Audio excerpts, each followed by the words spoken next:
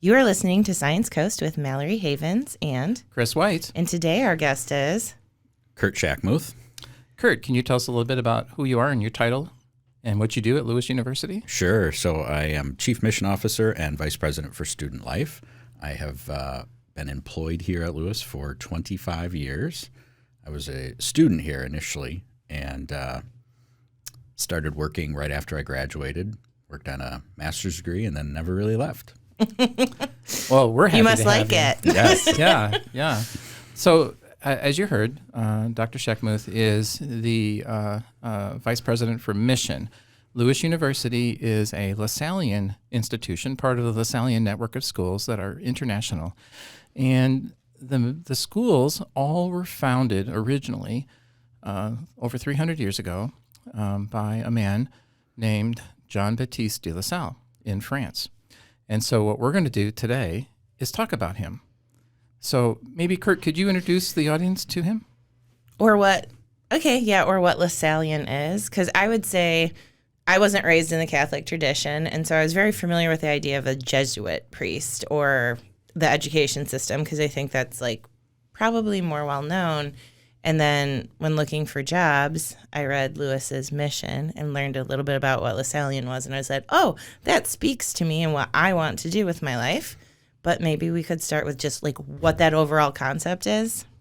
Well, to understand what Lasallian means, you need to really understand who De La Salle was. And so De La Salle was a Catholic priest, and he founded this religious order in an effort to pay particular attention to the needs of the population at the time in France when he lived in the late 1600s, early 1700s.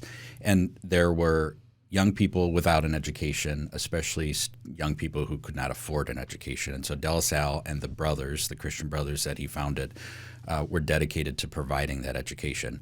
So, Mallory, you mentioned Jesuit priests. So in the Catholic Church, there are different congregations or institutes of religious men and women who live out the church's mission in a particular way. And so the Christian Brothers live out the Catholic Church's mission in a particular way. In this case, they're focused on education as opposed to healthcare or some other kind of service.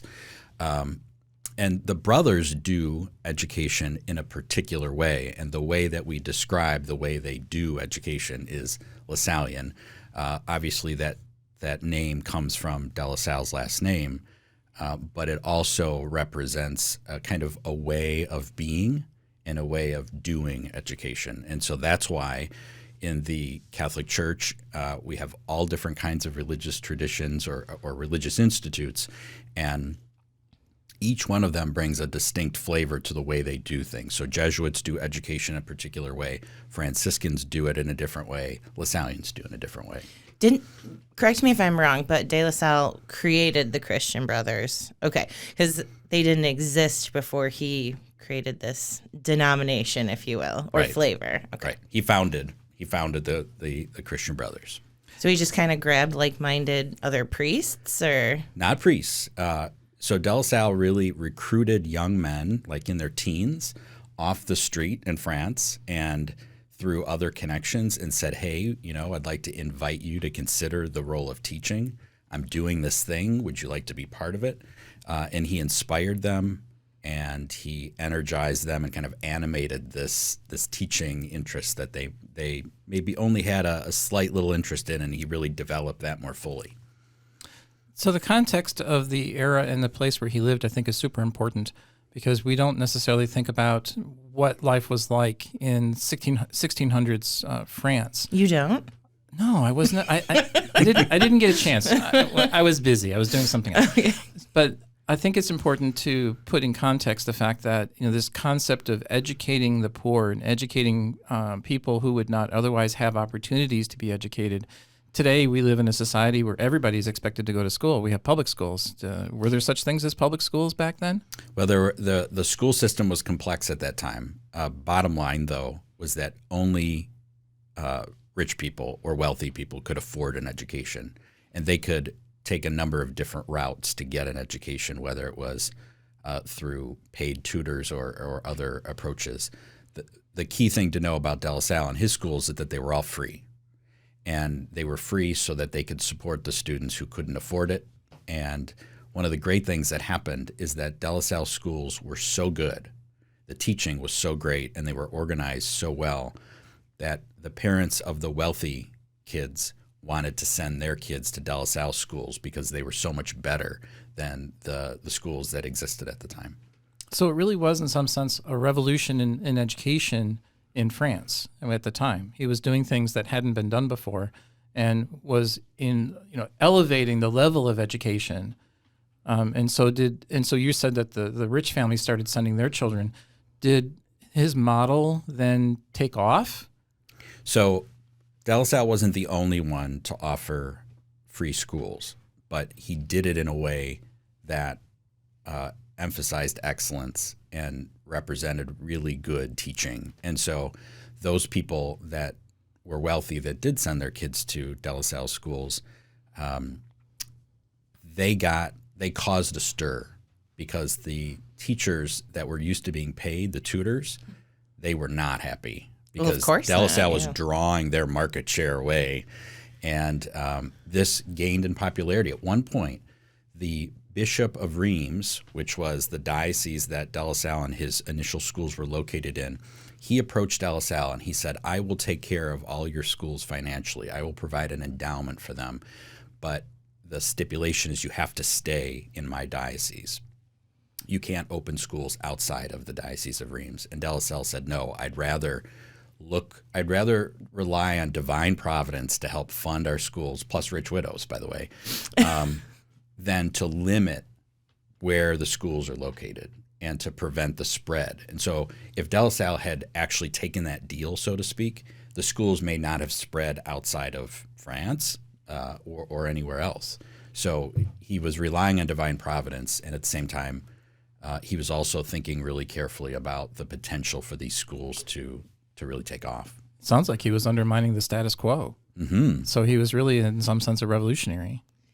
And he undermined the capitalism of the education system.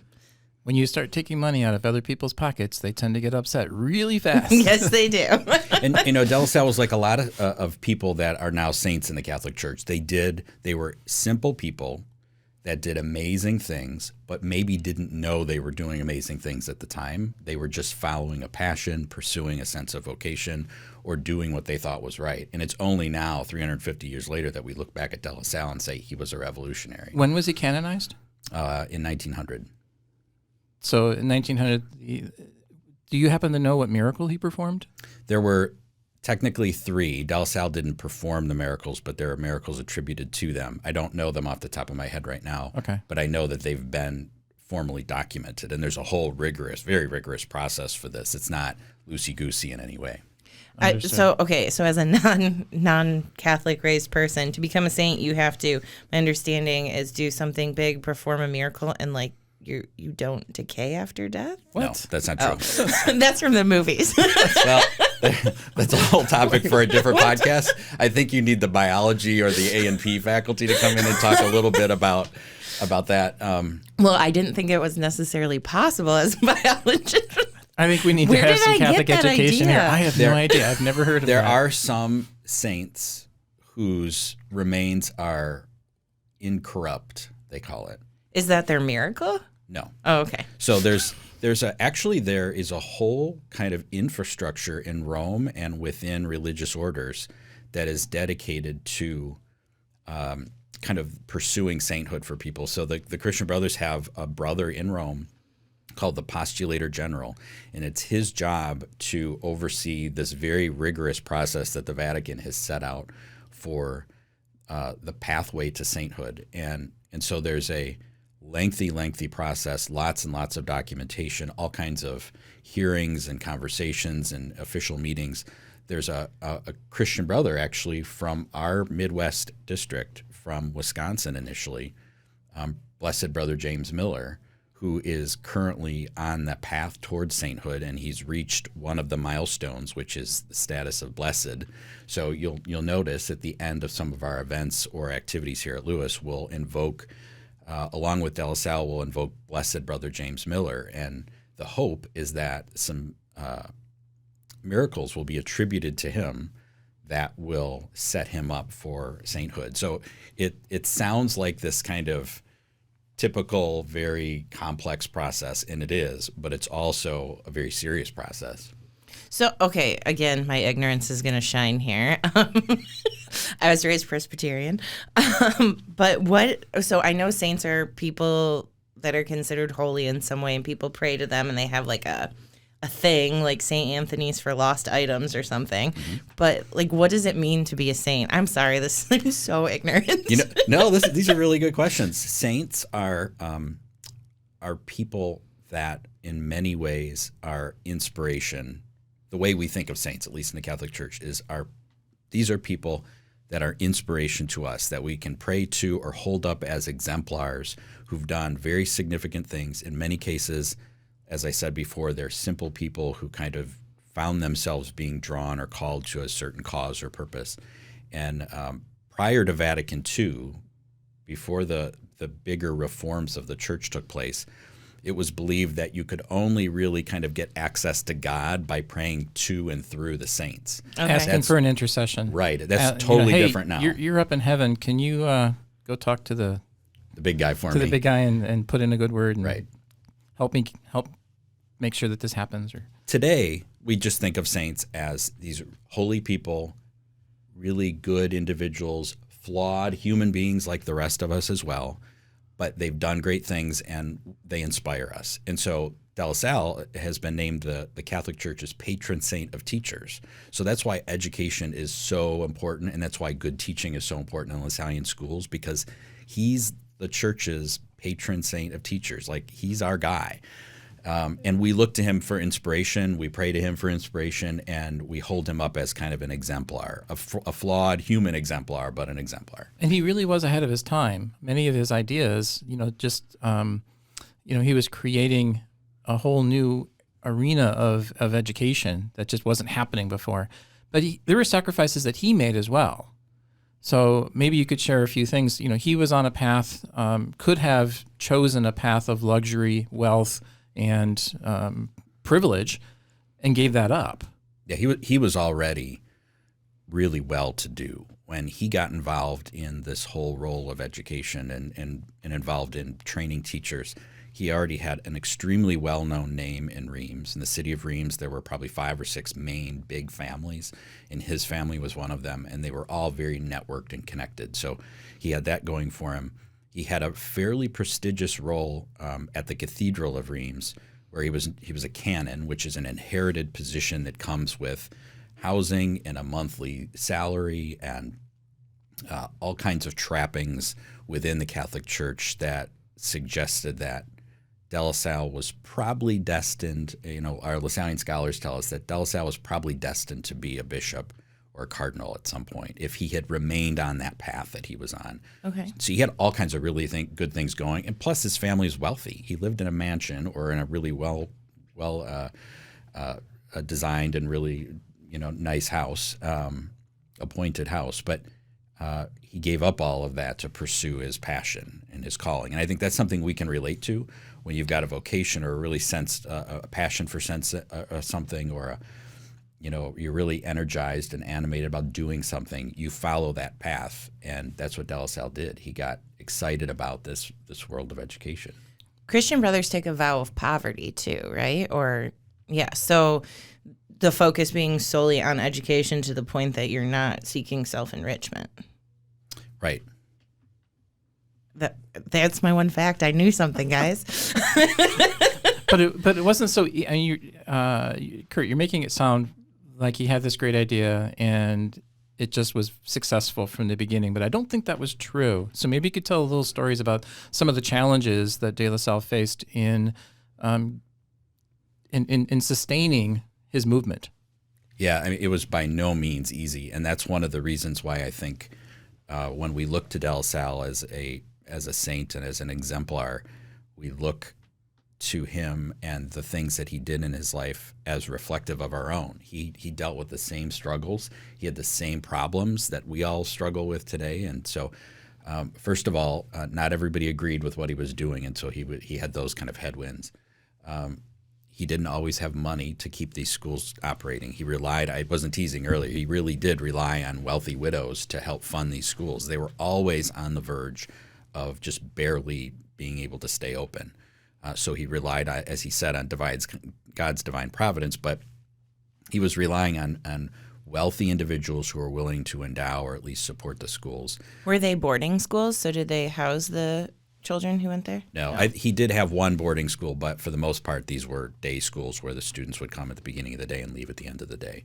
And the idea was to keep them occupied throughout the entire day so that not only they were learning, but they were also staying off the streets then. They were staying out of trouble. They weren't getting themselves into difficult situations. So fast forward to today. He started in Reims, France, on a shoestring, barely survived for many years. Today, can you describe what the Lasallian network of schools internationally looks like today? Yeah, so it is really amazing. De La Salle died on Good Friday, April 7th, 1719. And at that time, there were 23 communities, meaning 23 individual kind of houses where brothers lived at the time, and 100 brothers. Okay. That was in 1719, 100 brothers. Today, there are 1 million students in over 1,000 schools worldwide, 79 countries. And there are over 100,000 of us, faculty and staff members, working and teaching in those schools. It's pretty amazing where we've come in that many years. Yeah, it's awesome. And I learned a lot, too, about both him and Catholicism. And with that, the views, thoughts, and opinions expressed are the speaker's own and do not represent the view, thoughts, and opinions of Lewis University. The material and information presented here is for general information purposes only. The Lewis University name and all forms and abbreviations are the property of its owner, and its use does not imply endorsement of or opposition to any specific organization, product, or service. This podcast was produced in the WLRA podcast studios at Lewis University. Visit lewisu.edu for more information about Lewis University. You've been listening to Science Coast with Mallory Havens and Chris White. our guest today was Kurt Schackmuth. Thanks. Bye.